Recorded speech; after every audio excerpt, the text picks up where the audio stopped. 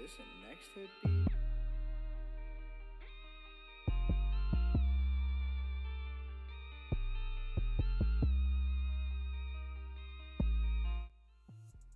One of my first memories that I can remember is actually a guy, right? I want to say like those Academy shoes that are like all white with the Nike, with the blue outline. Very basic shoe, man. Blue jeans. It had to be the Guess at that time. Levi, maybe even Bugle Boy. I don't know if you remember those. Yeah, I remember Bugle Boy. By all means, yes, sir. White T-shirt, V-neck, gold chain, small cross on his chest. I would see him load up his van, 1984, red Ford. I want to say gray, baby bluish line in the middle. Yeah. I would see him have this tackle box, and he would load up all his fishing tools and rods. I would see him fish on the third pillar. I remember like it was yesterday. He would reach in fearlessly, right, into that bucket. And if you ever went fishing, live shrimp is jumping, and it can pop your hand by the tail and sting you. Not sting you, but stick you. Yeah. And I would see how he would fiercely put it on the hook, cast it out. And his hook was always one of them big double hooks. So he putting 2 shrimp on. The rod was like super strong, Yeah. but really difficult to use because it was the type where you had to put your thumb and slightly let it go. And when you let it go, obviously it would cast out. But if you went too far off, it'll mess up, knot up. Very frustrating. Yeah. His favorite fish to catch is a bull red, if you're familiar with saltwater fishing. And I began to see myself do the same thing. He would eat these crackers with cheese and ham in the middle. Okay. So I started eating the same crackers. I would sit at the pillar and I would see him enjoy fishing so much. I began to love fishing. Yeah. I would see the way that he dressed. So I would wear my shoes that I cut the grass in, right? My jeans, my white shirt. Couldn't wear the chain because I didn't have no money. Yeah. Just looking back and thinking back now, I wanted to catch that same red fish. I wanted to cast that same rod, even though I probably didn't do it right. And I wanted to be so much like him, or still do, Yeah. not because he was a fisherman, but because he was my father. That's what's I want to welcome you guys to the I Am Alpha podcast. Today, man, it's the kickoff. Yeah. We got the pioneer in the building. Oh, man. Super excited to discuss about different topics. Yeah. I believe that today the conversation will be authentic. I think it will be. I know it will be transparent, and I'm hoping, I'm praying that it comes across to the right person at the right time to empower, to encourage, Yes. to heal, to I don't know, pick your head up, to get up if you fell. No doubt about it. And I want to welcome everybody. Today, I have my homie, my friend, but not just a friend, I'm a fan at the same time. Larry W. Brooks, what's up, baby? Hey, I'm a fan as well. Yeah. My guy, Chris Green. Yeah, you know what, man? It's I've been on a podcast before with you a couple times, right? Yeah. One that you host, one that I host for the That's gym. I bought a house from you. That's You right. train with me. That's right. So it's cool to support and also love what you're doing. Yeah. But at the same time, it's been times where we've taken trips and We traveled and together. when we've That's done important. XYZ, right? So today, man, I just want to dive into what we're going to dive into. But before we kick off, Yeah. can you tell the people who you are from, if they try to find you on Yeah. IG, they got to type in the right words, They gotta Texas type- Real Estate King, right? No doubt about it. From being an author, from, the nonprofit, from clothing line, Yes. being in apparel. If you can kind of spend a moment and tell people who you are and what you've accomplished. No doubt. I won't take much time with it, guys. The most important thing is just this platform today and just being able to share more of a personal story to the man, the kid, the families out there. So I am Larry W. Brooks, aka the Texas Real Estate King.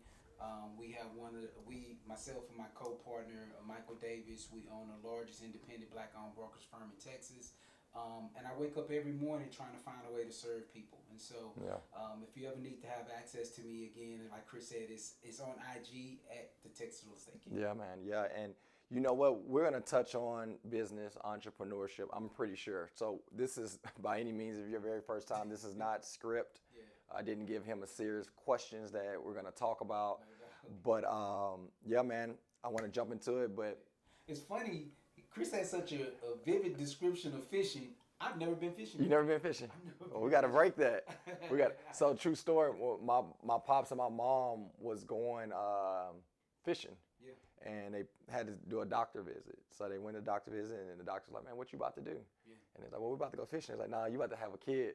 So that day I was born. So I've been born into fishermen. So all my brothers, all my sister, we all know a little something about fishing. It's been a while, but definitely want to get out there. You described it in such a manner. My high school football coach loved fishing. Yeah. He used to always invite me, but you're in high school, you always find something else to do. Yeah. And so I just never made it. In 40 years of life, I've never made it. Fishing. We're gonna change that, bro. You can't put on these shoes and that shirt, but you just got to put on something a little loose. But it's fulfilling. It's patience. It's what I've learned. You can't see, right? So it becomes a faith thing. Yeah. You cast that thing out and you disconnect and you do what you think, right? From tapping the line to moving your pole, and it's nothing. It's kind of like I don't know, getting that tackle for a loss or whatever, right? It's an emotion you can't explain when you actually get that feeling like something hit your line, and then when you get it up. So we'll have to make that work. We'll have to make that work. Anytime you come to the show, I always ask, what do you want to drink? From cognac to tea, from a Gatorade to scotch. Today you chose Topo Chico. Why did you choose it? You know what? When I was looking at you on the first episode, it looked so refreshing. I was like, I've never had it before. I've seen people getting it and like people ordering it. I'm just like, I don't know. Yeah. It seemed like it came out of the blue. Yeah. So I was like, let me try Topo Chico. Topo Chico. I like to say it quick just in case I'm not pronouncing it right. But you know what? It's carbonated water, so we're gonna pop it open. Okay. So I like them. Some people don't. Oh, on camera, we ain't editing that or nothing. We popping bottles on I Am Alpha. Let me see if I can get this up. I'm scared now. All right. I couldn't be a bottle girl, I guess. When I saw it, I was just like, I want to try that right there. I had no idea. Okay, there we go. Carbonated water. So carbonated water. You either gonna make a bitter beer face. I see a lot of the ladies that I train, they like drinking this because when they're out and they're not trying to drink alcohol, this is not like water where you can just gulp it down. Like you'll sip on it and it's kind of like, I don't know. I guess you're still cool if you got Topo Chico. Yeah. But I'm gonna cheers this to you, bro. More abundance, more success, more favor, more direction. And I believe during the pandemic, during different losses in my life that I've seen, sometimes we don't take enough time to tell someone that you love them and you appreciate them. So I love you, man, and I appreciate you. So to the Alpha. No doubt about it. That's that face. Yep. Yeah. Now you got to drink it. I'm on board though. I can sip it. Now I see why they use is something that they sip. So you're not gonna just sit there and gulp it, but I like it, especially. So this is the thing. Yeah. If you were to do this podcast show and you was like, man, I want some scotch, and we did this at 9 in the morning, it'd been a rough day. So I told somebody the last time we did, I was like, well, I was setting the stage for the rest of my day. I haven't worked out. But no, let's jump right into it, man. Subject title, right, for today, for the next X amount of weeks. I believe it's going to be a 6-week or 7-week series. We want to talk about, did your father raise you? So I'm going to open up with that question. Did your father raise you? He did not. Yeah. He did not. I was raised by my grandmother. Yeah. Which was my father's mother. Okay. And I guess I'll just give a little bit of background on how please. that ended up happening. So when I was 3 years old, my grandfather, which is my father's father, and grandmother came and got me from Teresa. Teresa is my mom. So okay. Everything didn't work out with they were married, so it didn't work out. At age 3, my mom went back to go live with her parents. They didn't have enough room space, so I was sleeping on the floor. My grandfather and grandmother were like, no, we're coming to get him. So I've been with my grandmother. I was with my grandmother and grandfather from age 3 until. So I don't even feel cameras in here. We're just going to chop it up. No doubt. Right? So for me to hear that, like, and I told people on the very first podcast, I'm not able to, or I didn't say not able, I don't express how I feel emotionally or mentally on a lot of different subjects. So for the brother, the father, the son, man, I'm hoping that we can connect.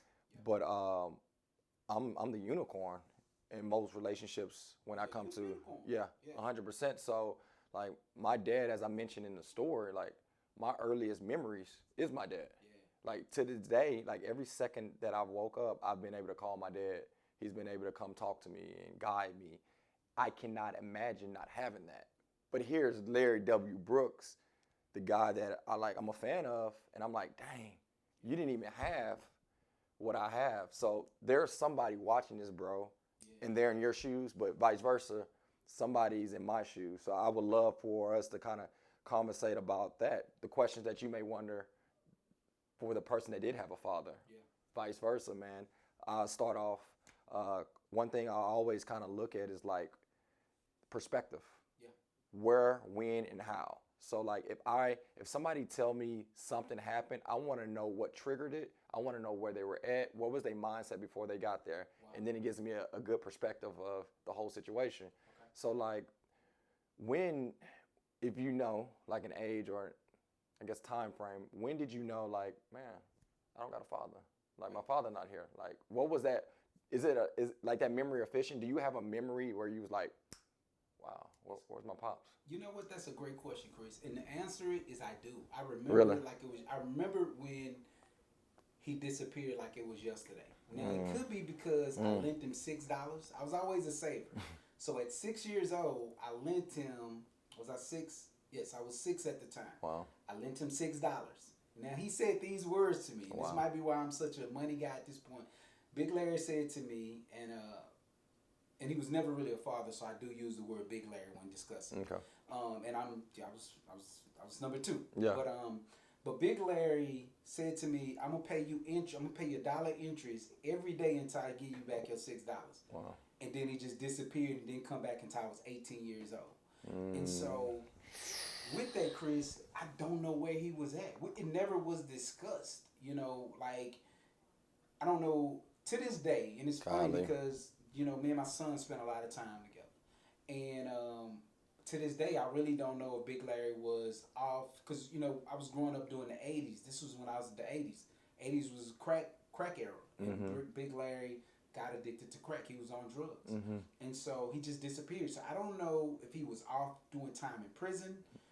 The only thing I heard is that he was in Orlando, and he came back when I was 18 years old, and we never talked about it.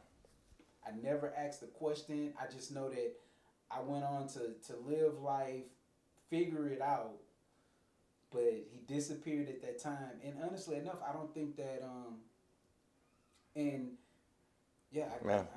don't think I ever had a chance to really just like let it soak in like that. To be honest, this is my first time having this conversation.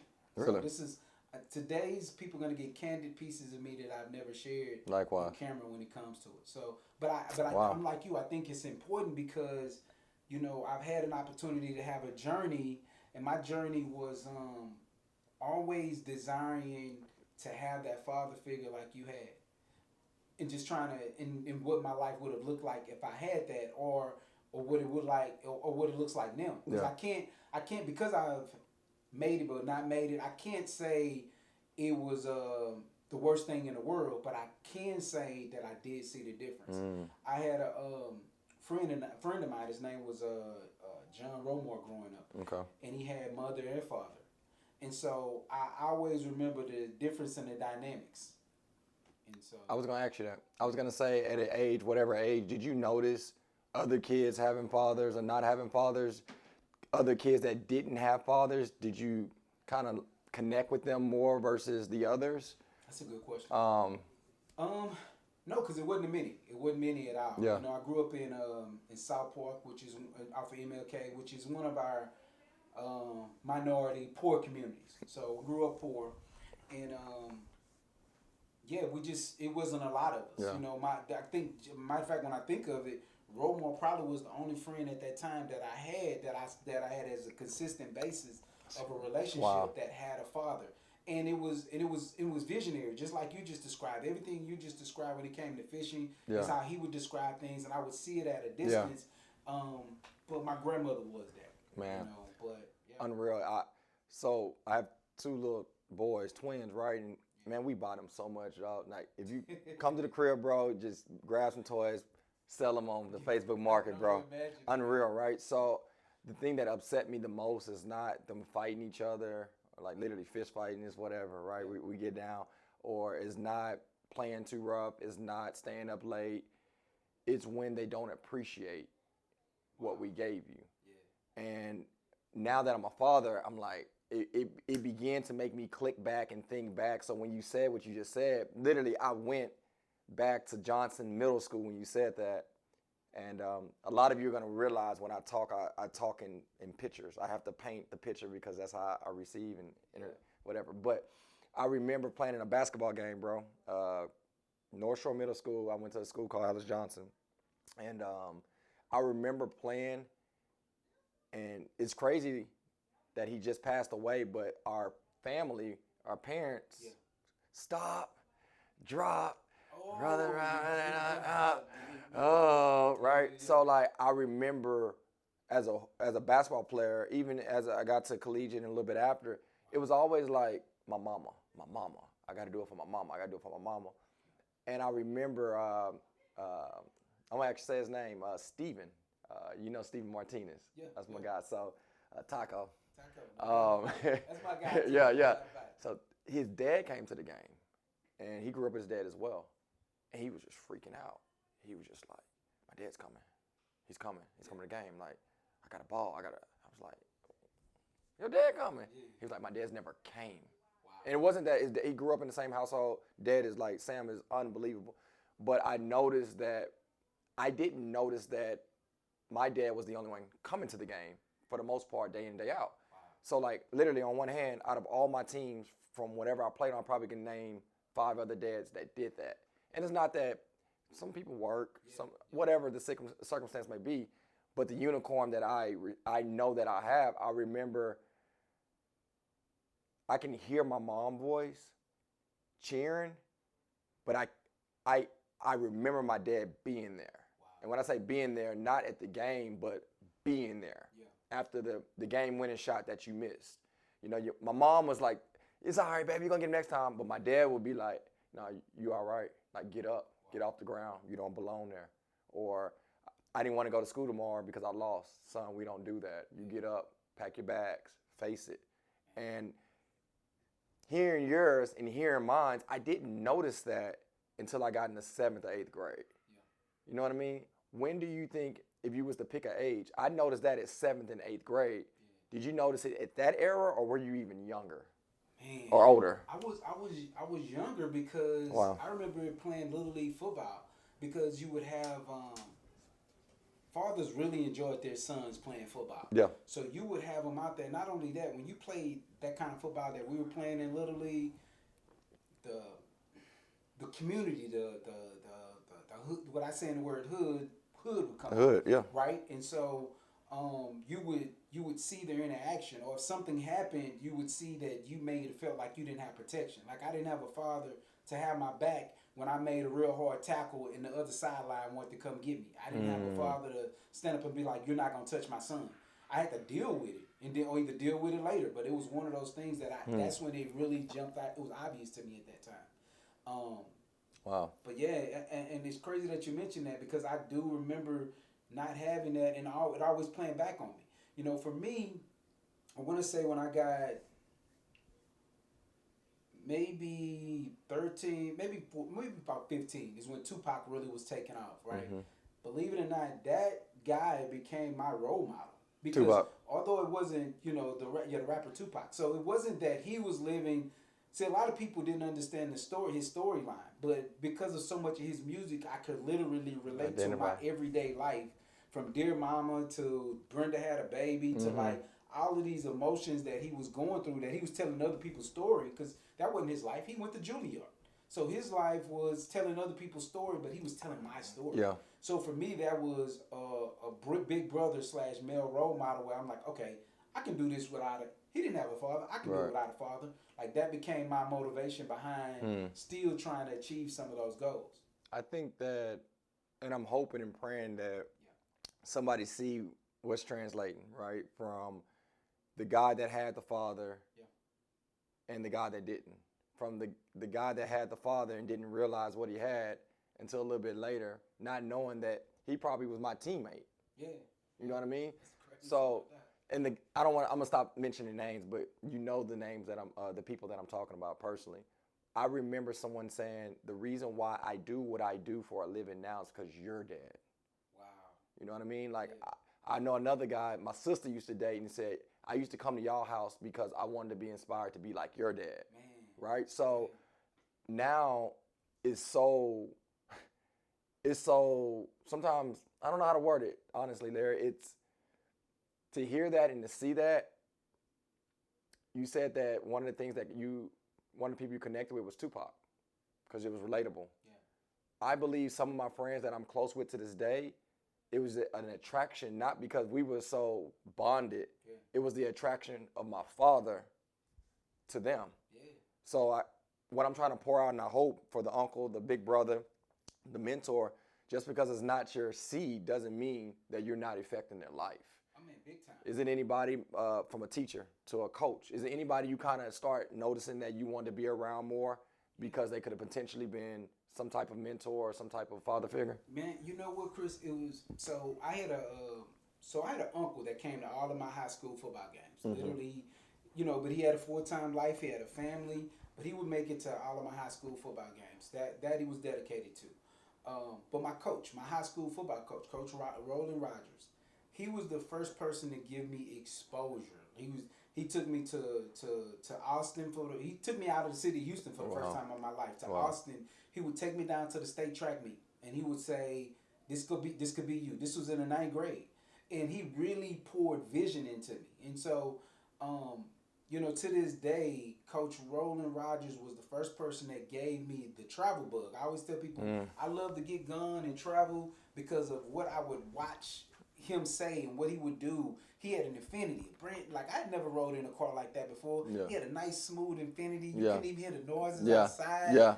But Coach Roland Rogers poured into me by taking me places. And just really just like saying these are things that you can have. He would take me even when we were in the city.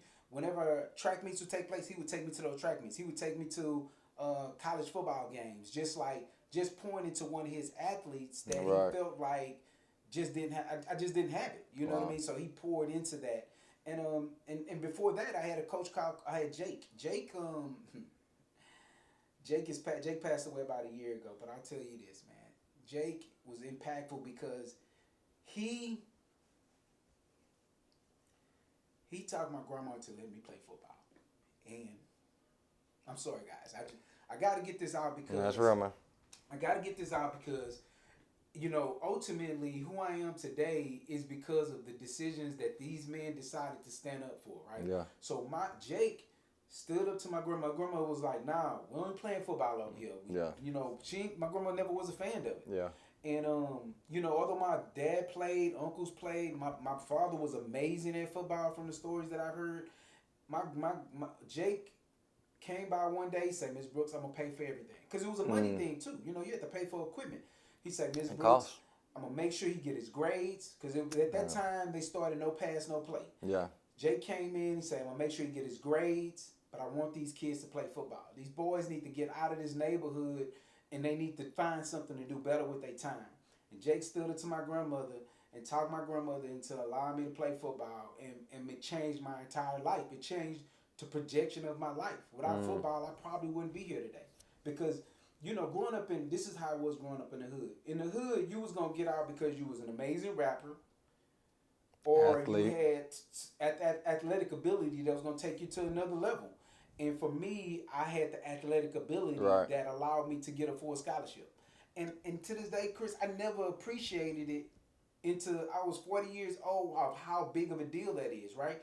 Because we got kids that's growing up from age 5 years old playing sports their entire life, senior year, and they don't get offered. I got a full ride to change my life. The game changed my life.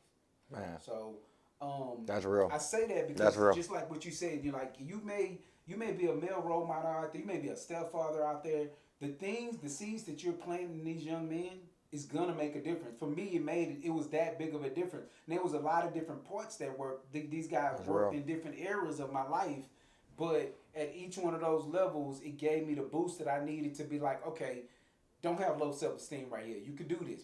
They poured into me, and it was That's real, bro. indirectly, you know. That's real. Indirectly, man. Standing up to my grandmother. Which couldn't have been saying, easy. This guy, Yeah. My grandma didn't play that, but just standing up to her and saying, this kid needs to play this game, and it changed my life. Who would you say fueled your dream? Did you dream first before I even go there? I don't recall. I didn't even fall in love with football until like my sophomore year of college. To be In honest. college. So after you got a full. I was just good at the game. I once had a pastor preach this sermon. He preached a sermon. He said, God blesses you with talents.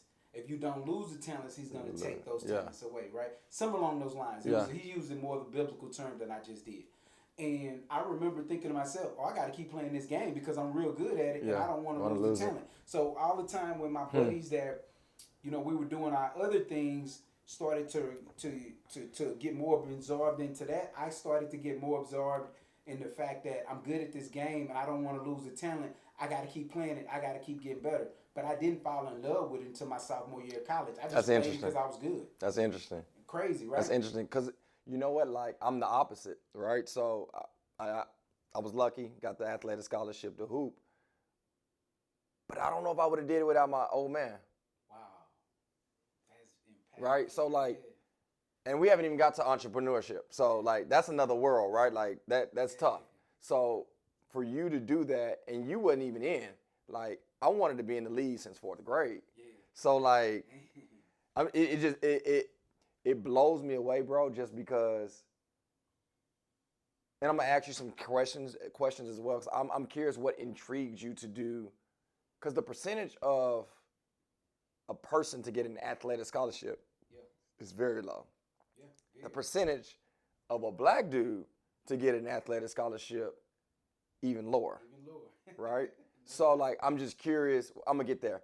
But last thing I want to kind of ask you about your youth when it comes to like mentorship, fatherhood.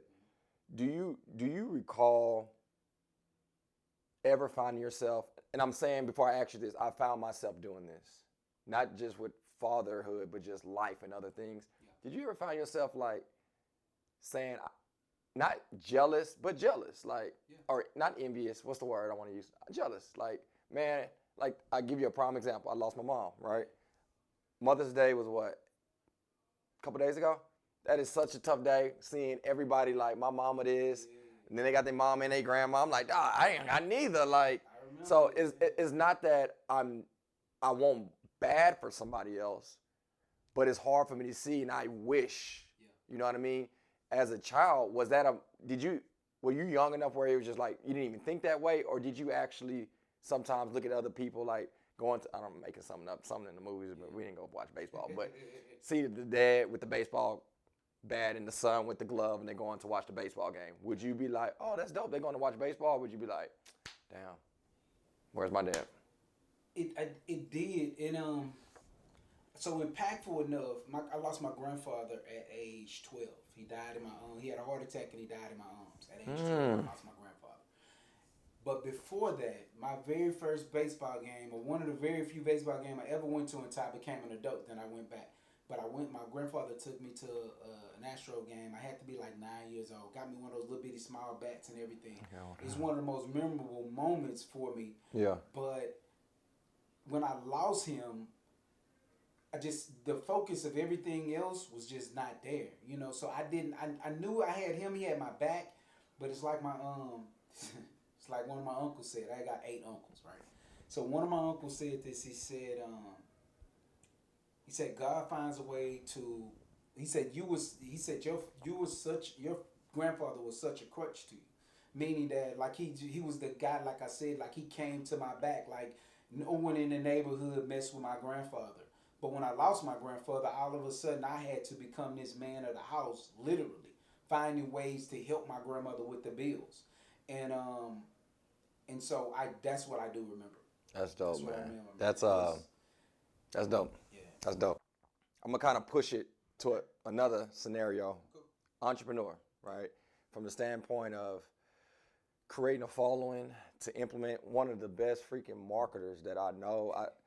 True story. I don't know whose birthday party. It might have been mine. I don't know where I was at, but I had picked up a dollar bill. It looked like a dollar bill. Yeah. And it was on the steps. And I'm like, like your boy didn't came up. So I picked it up and I just put it in my pocket. And then I went to the restroom sometime that night and was another one on the counter. I was like, time out. So I looked at it. It was like a card for, was it real estate or just your business card or whatever? And then I looked at my other one. I was like, man, it's the same thing. So I've always looked up to the way that you market and the way you put out so much content to put your brand out. Now, the question that I receive as a business owner or entrepreneur is like, how did you do it? Like, what gave you the strength to do the things that you do? Because there's no way that they said they could do it. Yeah. And I look back and I credited a quote that my father, my father gave me. Yeah. He said, we were coming back from a home going, and he said, Chris, I had a business once before. I was like, oh, really? Because my dad was in the chemical field for 38 years.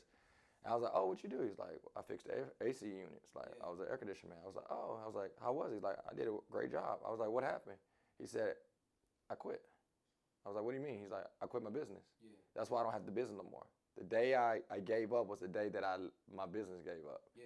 So, like, that's been like my motto, like, through the pandemic, through losing my mom. Like, the most toughest moments, I remember that quote my dad saying, the day you quit is the day your business quit. Right. So, like, when people ask me all the time, like, man, what fueled you? I'll be like, I'm quick to say my parents, my family. Like, I want to ask Larry, like, what fuels you? Because you didn't have what I have. You feel me? So, like, what was your fuel? I know your grandmother was a big, yeah. Grandma was big. You know, grandma was the biggest motivation simply because I saw this woman sacrifice everything. She the only person in my life that I ever came in contact with that it wasn't conditional love. It was straight up, you can be whatever or not anything at all. I'm going to love you. I'm going to pour into you. Yeah. So that was always Ace, trying to figure out, my motivation was to retire this woman, to make sure that when she got to her more seasoned ages, that my finances would be able to take care of her. But then it was also, I remember going to a club at like 15 years old. Some kind of way we ended up there. I must have been out. Where you was at? This is Oasis. Oasis. We put up on Oasis, and I was probably about to take that back. I ain't heard that name in so long. Right? We pull up on Oasis, and I seen this blue Benz, bubble headlights. I'm like, I want something. I want that, right? So then I started to find motivation in these items like that, right? And then I would, my aunt had every cable station. Now in my house, we had 3 channels. We had 39, 26, 20. That was it. But when I would go to my aunt's house, she would take us to the Southwest Side, and I would stay up all day, all night, looking at cable. Yeah. Finding out things like MTV. I'm like, oh my God. What? I'd never heard of any of these. BT? What was the videos they used to do? I can't remember the video. People tell me about stories about how they used to listen to music at their house. My grandma, if it wasn't gospel, you ain't play it. Nothing.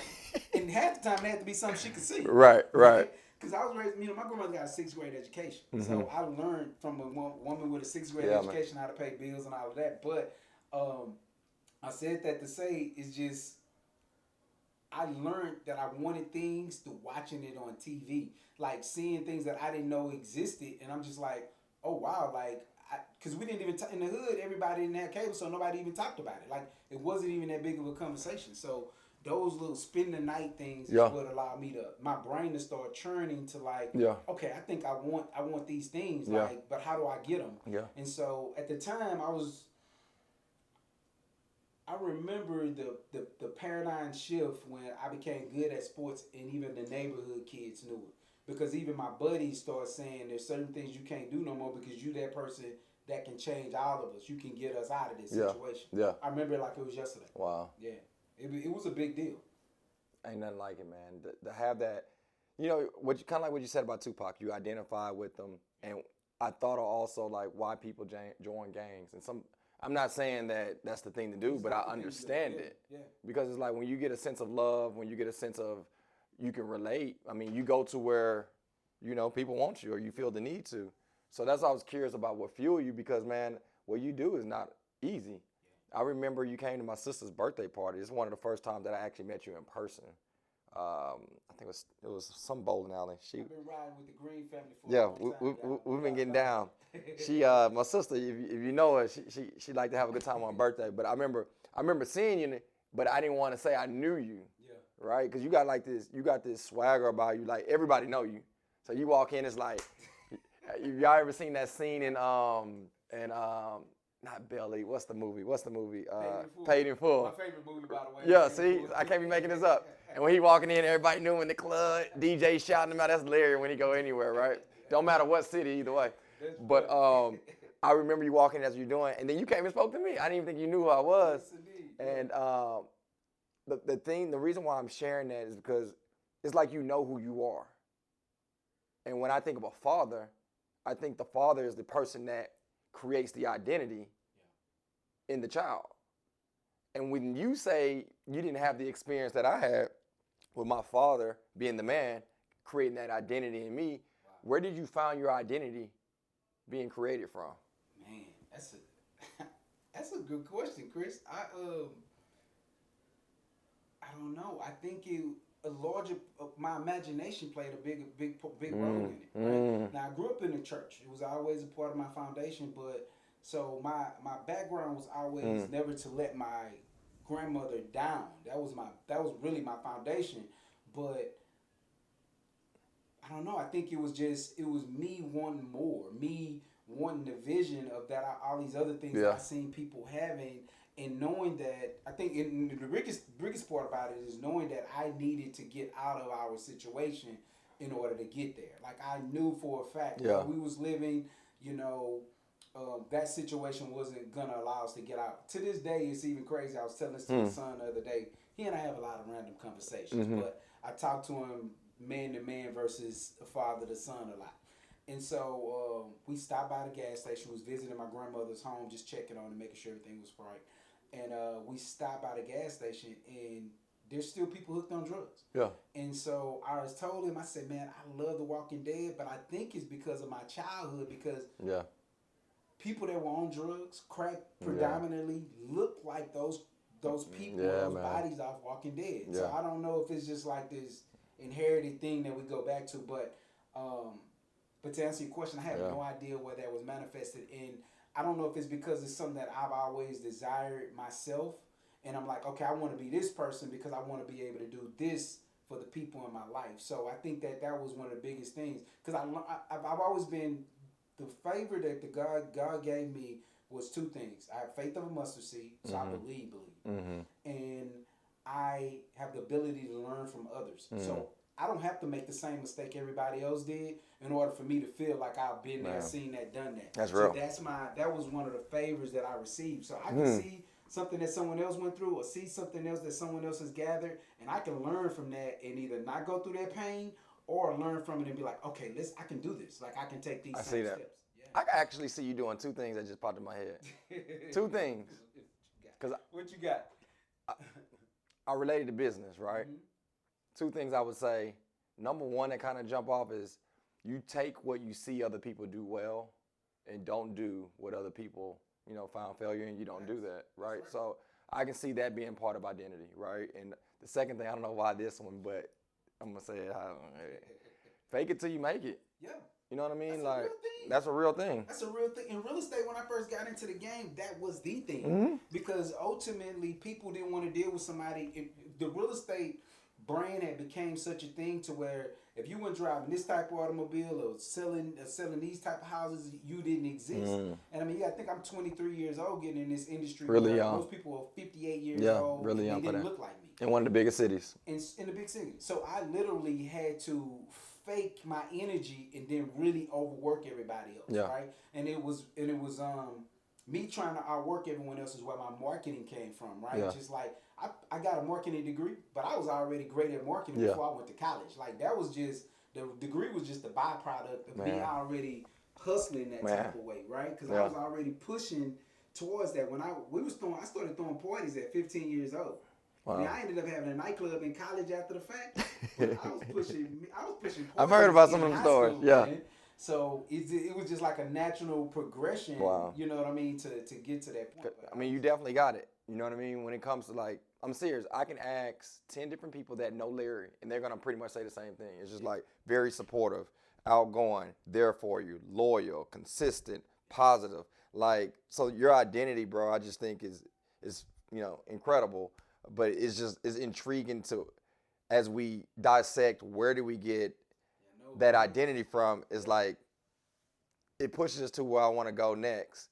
I, I'm curious. Before I even go there, is there anything you want to ask me about anything when it comes to like what you wondered as a kid or even as an adult? Like, man, like I never able to ask somebody that. Alright, so here's the big one for me, and this is something that I always take away because as I raise a young man, Mm-hmm.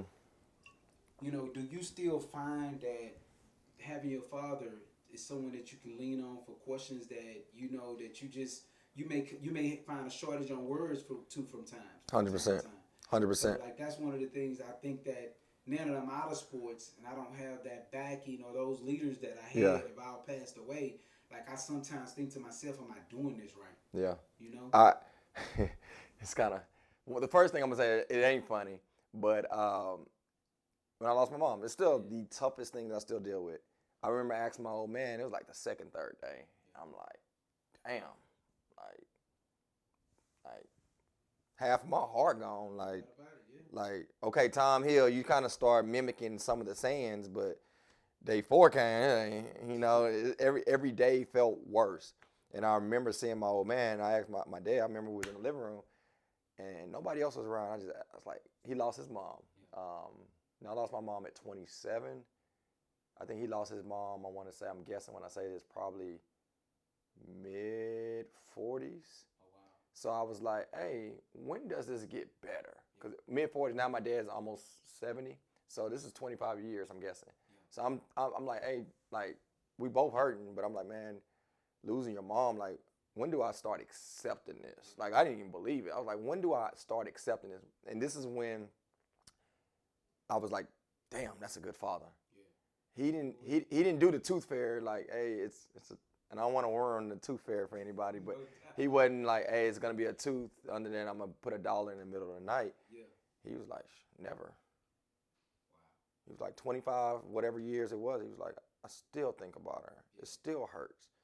And I looked at him, and everything in me, I probably would want my child to be protected and to tell them something that was gonna give them a mindset of the unbelief that, yeah, but he was like so real at that moment where it was like, no, like it's a part of you and you got to process it. But I still not over it. So I think with that, the second part might be a little bit more funnier. My old man off the chain. First of all, he's off the chain. Shout out to homie G. But And you know what? Not only that, he raised y'all, man. Yeah, he did. He got good productive. I'm trying. We're trying. But he's funny. But the thing that, as I tie this in with identity, right? How you wonder, that circumstance. But I'm also gonna tie that into identity. What's cool about him is that it's never been a show, right? It was always like, I'm going to do what I need to do. However, there's something that wasn't done for me that I have to do for you, right? So like, I met my grandfather. He passed at 17 when I was 17. Like, I remember my dad going over there, taking me, and I would take all the change. He would cut his hair and just sit down and talk to my grandpa. And then he would tell me years after, he passed away, he was like, my dad wasn't there. I was about to ask you. You feel me? I was about to ask you what that level looked like just before where your generation is.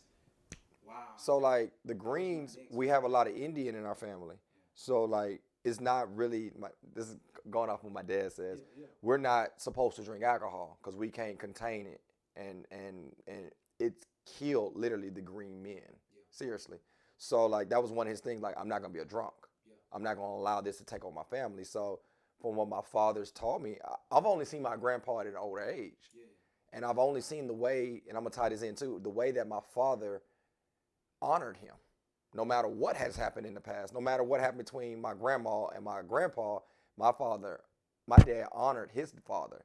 So when I would see that, I didn't know that there was a history that my dad didn't have what he's giving me. I'm thinking like, oh, everything you're doing for me, like grandpa had to do that. Okay. But as I matured in age, through stories, the things that he gave me, he didn't get. Yeah. He's Larry. Yeah. He's Larry, right? He's Larry W. Brooks II, right? You junior. So like he's you, right? I'm large Larry. Yeah. So when I seen that, I was like, wow. So then I start being intrigued on, I guess we can talk about, if you believe it or not, generation curses. Yeah. Yeah. So for him, it was like, I might not be the best father. I might not know how to be a father. I may not have the 5-year blueprint on how to get you where you need to be, but I'm gonna give you what I was missing as a son. I mean, as a child. Like I didn't. My father went out. Grandfather might went out and came back in the day he got paid on the first and spent all his money. And he's dead drunk, talking crazy, waking up the whole house. So that was like a thing for my dad. Like I'm not gonna get drunk to a point where I'm coming home raising Cain, waking my kids up in the middle of the night, and like I've never seen that.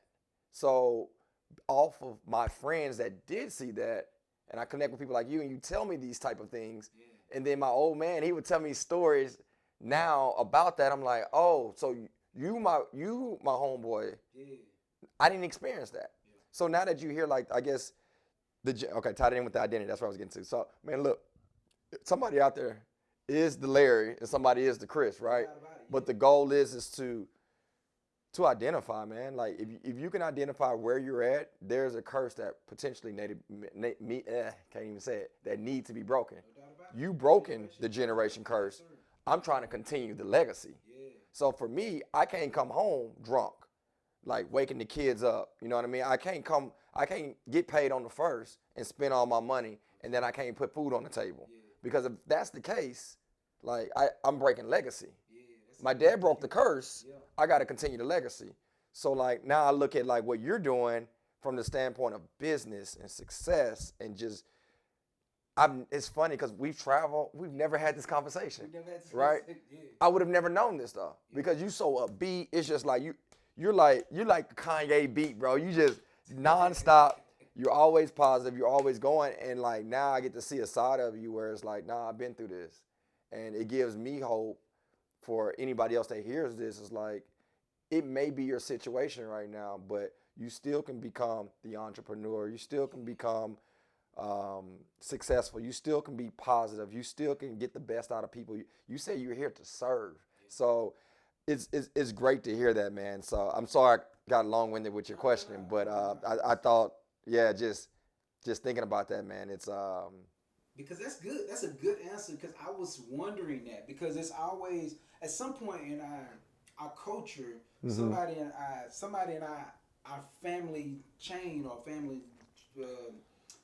Somewhere in our family chain, someone had to be that generational curse breaker. And it's much like you said, like you gave it identity right there. You know, for me, I was the generation curse breaker. I was the first person in my family to go to a 4-year university, actually graduate, get a degree, first one to start a business, and just really create an opportunity to hold down generations, to leave something, right? Like leave real estate. You know, I take that back. My grandmother left real estate. So now I got to make sure I take care of the real estate that she left for the family, and then add on to that to be able to leave. That's amazing, man. Responsibility, man. Like it's crazy, because I always that's amazing. Yeah, just that story, man. So yeah. It's you know what, it's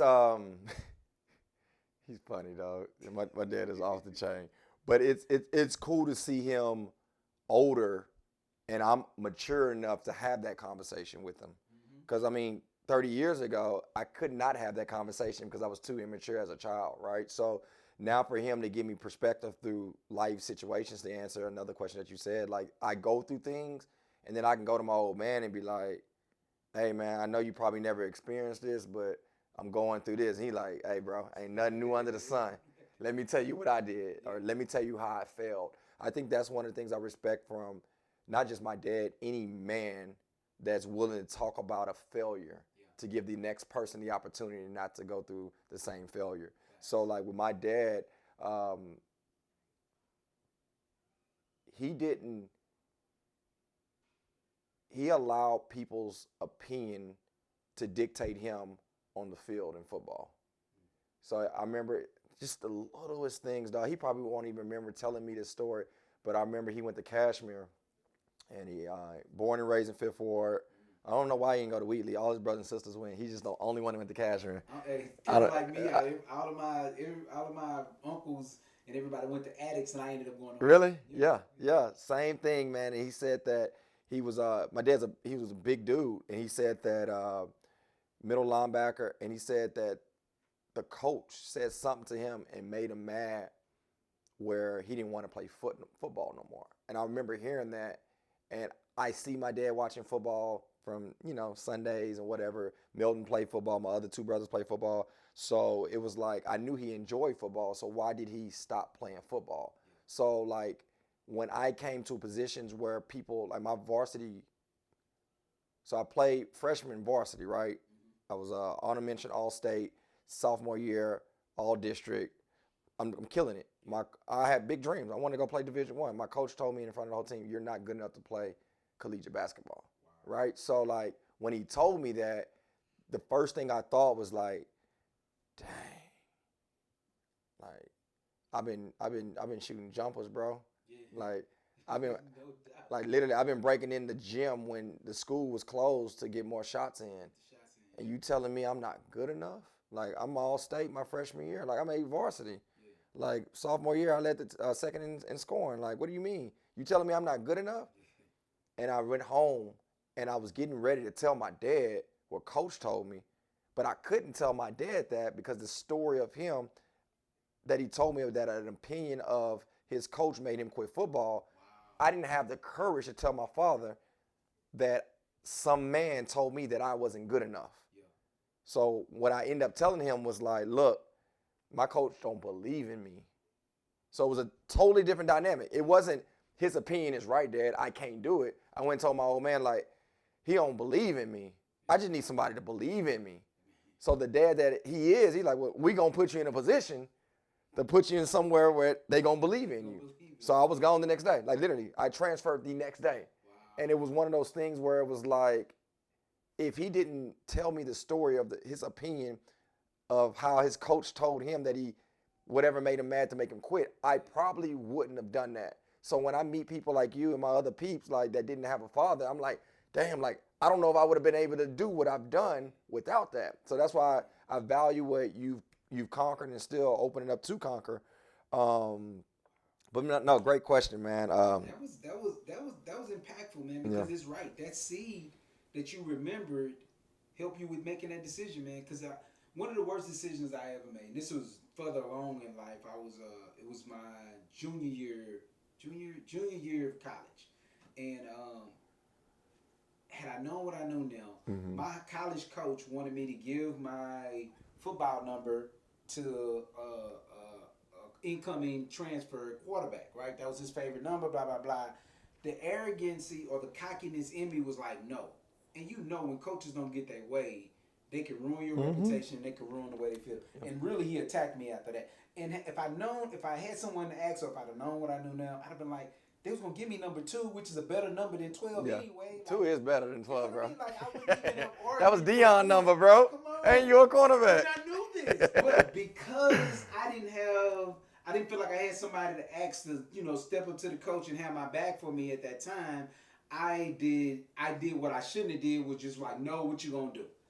And that ruined the reputation because he really couldn't do nothing to take the jersey, but he could keep me from playing the game. He could carry over when I'm testing to go pro. He could give a bad review because he disliked me.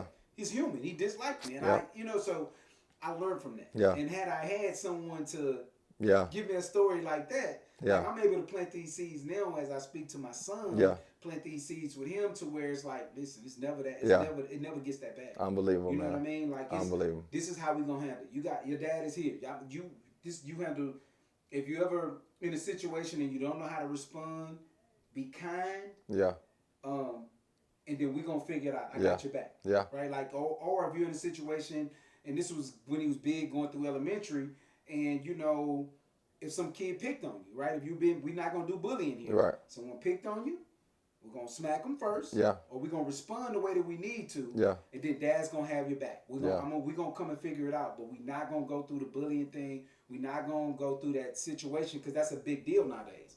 And so dealing with my son, that's an ongoing conversation of protecting yourself. You're 100%. gonna protect yourself, and then Dad's gonna handle the rest of it when it comes to that. So I just didn't have that same type of communication or protection as I was going through the process. But yeah, that's You know what, bro?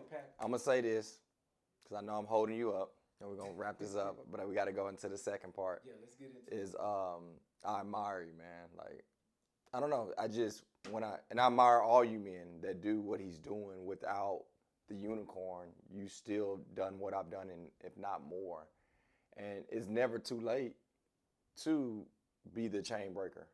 You know, I love what Les Brown say. Say if you can look up, you can get up. Yeah. So I can't say I know how you feel, bro, if you don't or never met your father. But LB does. And I just want you to win, man. Get up. And not only that, I'll say this, Chris. For those of you that did have your father, don't feel like that needs to be a crutch, right? You can't continue to build the legacy. Don't feel like that you have someone. Just know that that person has your back and they want to see you be better than what it is that they were able to accomplish. Yeah. Man.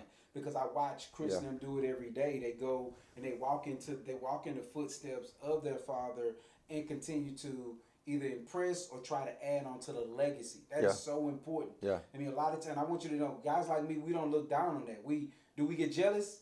In my youth, I did get jealous. I wanted that type of relationship as well, so that same way with my mom. Yeah, so same I thing. Been a better. I felt like I would have had a better leg up. And I think it's natural too, right? Yeah. Because I hated using the word jealous, right? Because I wasn't jealous where I didn't want you to be successful with your mom. I just wanted what you had, right? So I think if I was able to say this and verbally say it correctly, is nothing wrong with feeling a certain way as a man. Yeah. Because I think sometimes we get so cornered into not expressing ourselves emotionally, especially from an athletic perspective. Like, it's considered soft. It's considered not alpha, right? So it's hard when you have these bottled up emotions, right? And you see it. Like, I told my brother, I told him the other day, like, man, Mother's Day is just hard.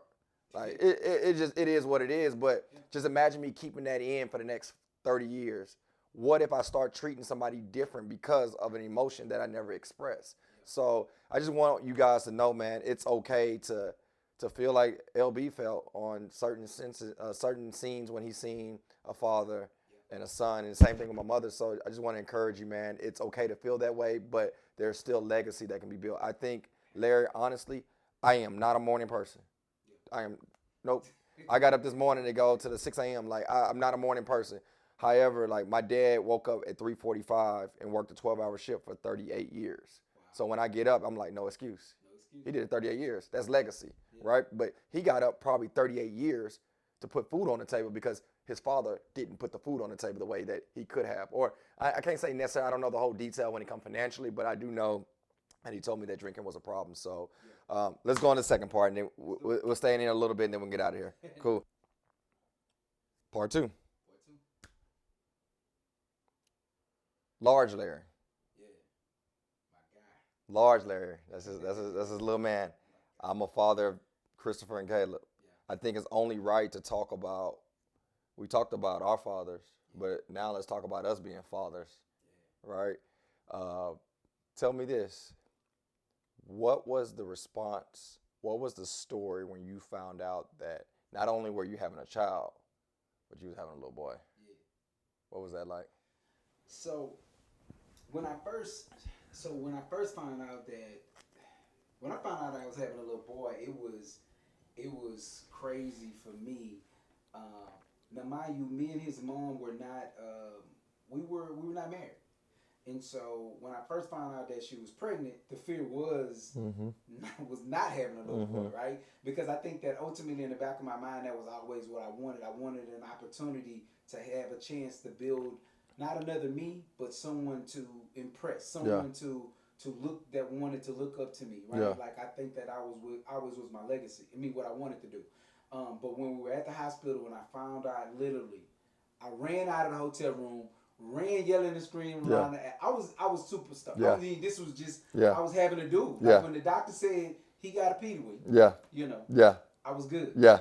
I was good. I was excited. To Yeah. this day, I get tickled just thinking about it because I remember looking in his mom's face at the time and just being. Yeah. She was happy too. Like this was a boy was a good move. Yeah. It was an exciting move. Yeah. No doubt about it. It was so with twins you can't take a blood test, right? So when you have just single, you can take a blood test and they can tell you the gender early on. With twins, they can't tell you that early, so they gotta wait until they can see.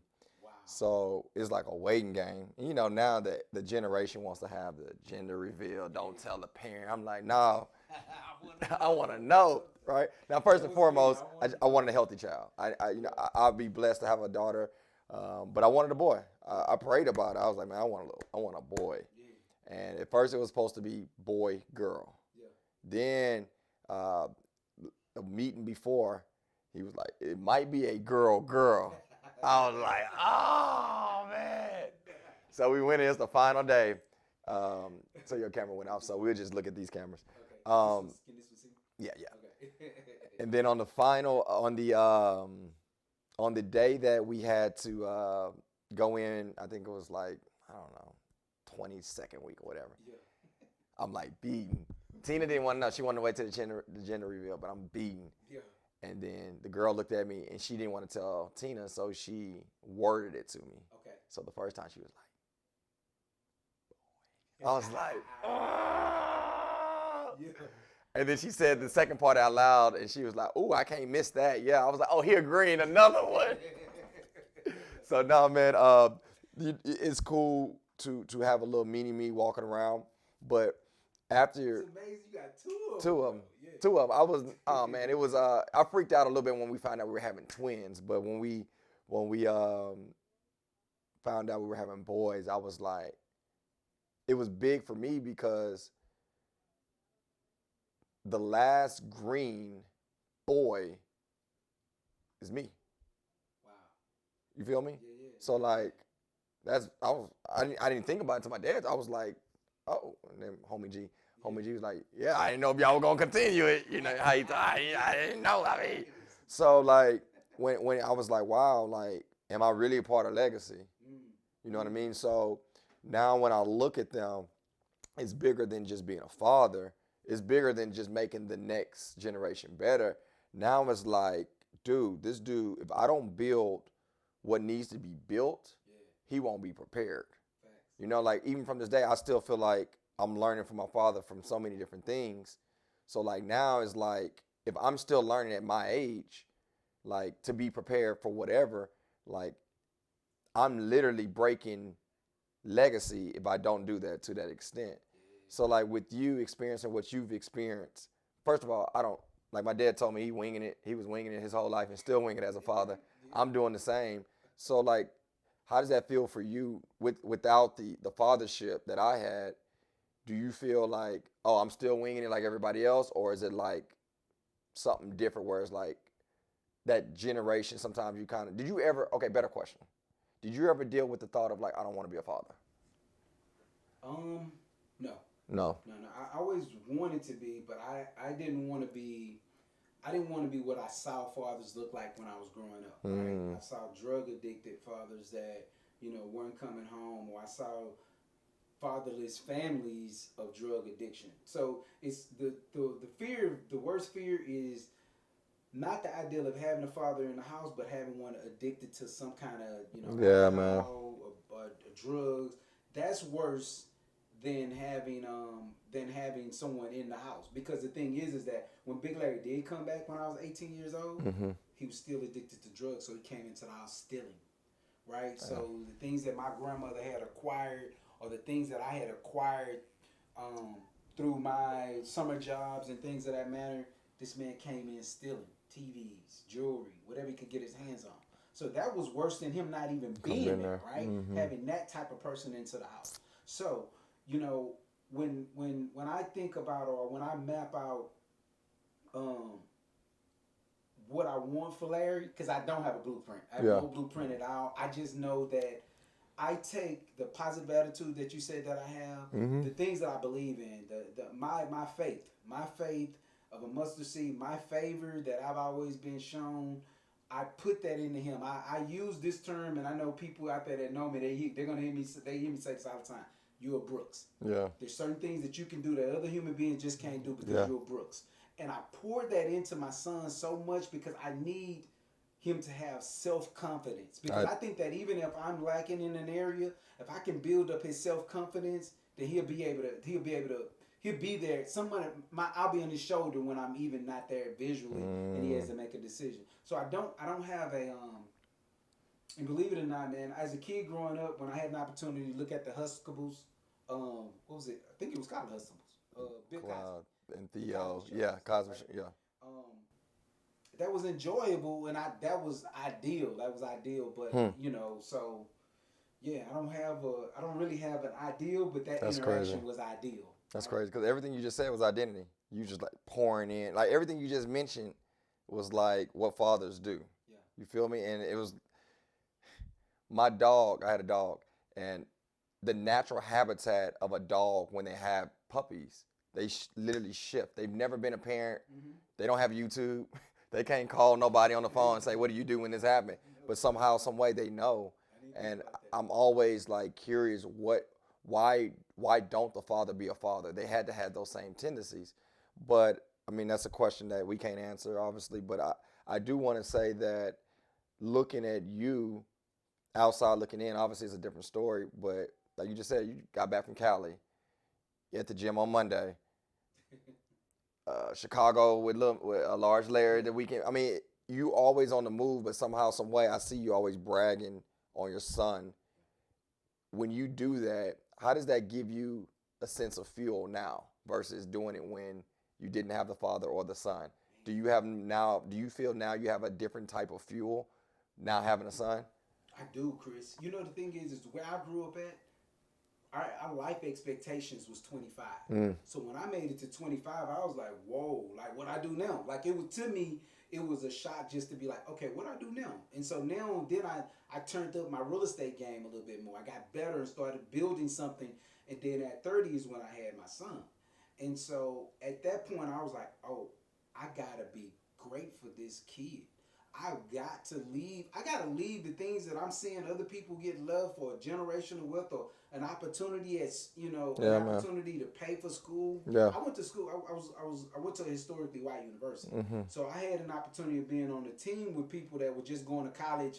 You know, I remember I was sitting down one time with another student athlete. He's like, I'm just going to college because parents said I had to go, but you know, I'm going to go join the family business, right? So in my mind, I'm building something for my son to have an opportunity to say, yeah, man, yes, I'm going to continue this, or I'm just going to sit on the board and allow such and such to run it, but that's what I'm building. That's it.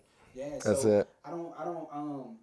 So yeah, just having him is a whole different ball game of life to me. Like my motivation is 100 from that. That's the dream, man. It's one of those things, bro. Like I remember, so I was 31 when I had the boys, and that's when I did just boot camps in the city. So doing very well, no overhead at all. Just we really crushing it. And then right at that moment, not that I planned it because of the boys, but that's when I opened up the first brick and mortar gym. Wow. Probably wasn't the best time when it comes to trying to do things when it's perfect, but I don't believe in doing things when it's perfect. You do it when the opportunity comes, right? So. I remember like looking at them and I was like, I know nothing about contracting, like roofers and painters and floor. And I mean, I'm in there just painting, tearing the wall down the next day. But my point of that was all I can imagine was I have to put them on the platform of being able to decide. Like for me in East Houston, it was school teacher. As a male, school teacher, athlete, chemical worker, and nothing against chemical or school teachers. But I didn't want to do that. Yeah. Right? So it was either hoop or I was going to start selling something or prison. Right? So like I mean, my best friend across the street, he was 1 year older than me. And he not living no more. He got shot at 23. Wow. So it's like, this is my dude. Like we grew up every day every single day. We seen each other. Yeah. And 2 routes, just different. So now I'm looking like I don't want to put my son in a position to be limited to the 4 decisions that I had. Facts. Now, back up for my dad, like he didn't even have the decision. Yeah. Like he told me he got married at the age that he got married just so he can get out the house, Yeah. right? So for me, I had great options. Like my dad does well. You know, he was at a chemical plant 38 years, took care of a family of 7. You know, we weren't walking in J's, Yeah. but he took care of us, That's a whole lot. right? It's a lot of kids, plus my mama. So then, you know, the school teacher, God bless education. And then for me, it was like, I want to be the athlete. Now for my sons, I don't want to paint the picture where they only have 4 options. Yeah. I don't, the dope boy, the athlete, the school, or the chemical worker. Now I want to show them like, you can have a real estate company. You feel me? Like you can have an apparel brand. You can be a YouTuber influencer, right? You could be, you don't have to be a gym owner. Like I want to open their perspective to so many different things because that's what my dad did for me. And I believe when you're the chain breaker or when you're carrying the legacy, for it to be better, you got to give more perspective. Like I remember talking to my mother-in-law about it. She was like, I think Caleb is gonna be a pilot. I was like, he gonna own the pilot. Own it, no doubt. You know what I mean? Like give him more than let him dream. Going back to another quote my dad said, man, shoot for Mars because if you even don't make it, you still got to the stars. So it's one of those things. Is like I don't want to just limit them from my perspective that I had growing up, and I think that's what my dad did a great job. He's seen certain things. True story. My dad didn't hoop. So, like, when it came to the hoop world, he couldn't call his partner that he played college ball with that coach at a D1 or is one of the assistant coach for the league. So, it was like he didn't know. He would take me to a tournament. Yeah. He bought me a basketball goal and I can go hoop outside. But beyond that, he couldn't do it because he didn't have that experience yet. Yeah. But for me, now that I've had the experience and I was able to grow athletically, I actually can make a phone call. Yeah. Hey, D. Gibb, I know you're in L.A., Twins coming out there, whatever. Can you put them on? Whatever. So it's just like it's one of those things you got to put people in a position to grow, and I'm just hoping and praying I have that opportunity to continue to do that, man. But let's leave with this, bro. Now that we have kids, now that we know that you are the chain breaker, I'm a legacy continuer. Do you feel that what you've been through is the reason why you found the success? Or do you feel like if you'd had what I've had, you would have continued beyond where you're at? You know, the only answer I can give to that is that I think that for me, because I did not have what you had, I think that what I went through did allow me to build the strength that I have, like build the backbone and the desire that I have. Like it is the motivation to touch all of the things that I only ever imagined could happen. Yeah. Right? So like Larry has everything that he wants, but nothing that he doesn't need. Right? Like we don't do a lot. He didn't even grow up with. I found out as a child, this kid loved shaking beans inside of a water bottle my grandmother gave. Yeah. It was good. Toys was done. It was good. From 5, I mean, what was that? 2 on up. Toys. See, we need to learn, Tina. You need to learn, woman. We get a Topo Chico bottle. So it was so yeah, because of only thing I can go off of is the way that I was reared by my grandmother and what she poured into me. And I can say that the route that I took was the only route to go. I love it. In order to be who Larry Brooks is today. I love it. And Prophet Jay-Z, he says that, dang, I'm going to mess it up. Can't think of it, but he said something to the words of, you designed yourself, and I want to encourage whoever watches this, whatever footsteps you're taking, don't feel that you can't get up because of what you didn't have. Because some of the very things I didn't have is the reason why I have it now. And that's what you're saying. It is one of those things, I'm trying to think of an idea that I want to be honest and open about with everybody. So one of the things that I think I take a lot of pride in is business. So like with boot camps, a lot of people think I had this master plan or I'm gonna do it outdoors. I'm gonna train 50, 60 people at these parks and I'm gonna be traveling. Like I did that because I was broke. Yeah. Like it wasn't a plan. Yeah. Like they end up, becoming a thing and everybody wanted to start doing it. But at that time, like there weren't even park permits, bro. Yeah. Like they came out one morning at Herman Park and they was like, you gotta now pay, I think it was $625 now to train here every 3 months. Luckily my sister was there. I'm like, oh, what do you mean? She was like, do you got that in writing? Yeah. Do they have to do it? Oh, if they don't have to do it, you don't got it in writing, we ain't doing nothing. So they start creating rules based upon our groups. But everybody's like, oh, that's dope. Like, man, no, I did that because I didn't have it. Yeah. So like when I graduated from college, I still tell this story. I took my girlfriend out at the time to Maggiano's. My brother set me up, I think. But he was like, man, they cheap. It's reasonable, right? I had like $50 in my pocket. So we young. We like 19. She couldn't drink. I remember she wasn't old enough to drink. Yeah. And they're like, madam, would you like a glass of wine? She like, yeah. I'm like, no. So I'm literally trying to look at the price, like, how much the wine? So by the time we get the little appetizer and stuff, she got another one. Yeah. What you want? I want water, So I seen the price. The wine was like $12 each. So I'm like, all right, I'm at 24. So they were like, well, this is the package. It was only 3 meals you can choose from for for Valentine's Day because it was, I guess, so many people. Yeah. So it was like a appetizer, entree, dessert, and then something else. I know that was way what? More than the 50. It was like 2 for like 200 or something like that. And I'm looking at the list. So I was like, yeah, my stomach hurt. I feel it. She's like, you okay? You okay? So I was like, dang, it didn't work. Then she ordered another glass of wine. Then I got frustrated. I was just like, hey, like I only got $50. Yeah. And she was like, oh, don't worry. I got money. And when I heard that, bro, it was like, nah, I gotta go out and get it. Yeah. So like that's when me and Green, I remember meeting with my sister about it. I was like, nah, this global gym stuff ain't working. I can't be going out $50. But that was what I'm getting to and saying all that is to say that I didn't have it. Yeah. So I think if I potentially had something, I wouldn't have worked as hard.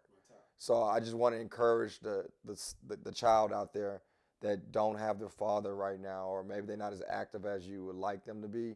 Like, it's okay. It's probably building something that's going to inspire you to be who you need to be, and then you're going to be the chain breaker. Or even if you're the father that don't believe that you're doing a great job, I don't know if you picked this up, bro. There are little things my dad said to me that I just said on this podcast that he probably don't even remember. Yeah. But it set my identity. So don't think because you don't have enough money or you're not where you want to be as a person that you can't be the identity person for your son or for your daughter. Be around, speak when you can, talk when you can, and you have no idea what the value they have in you. I'm done, man. I'm done. I talk to you all day.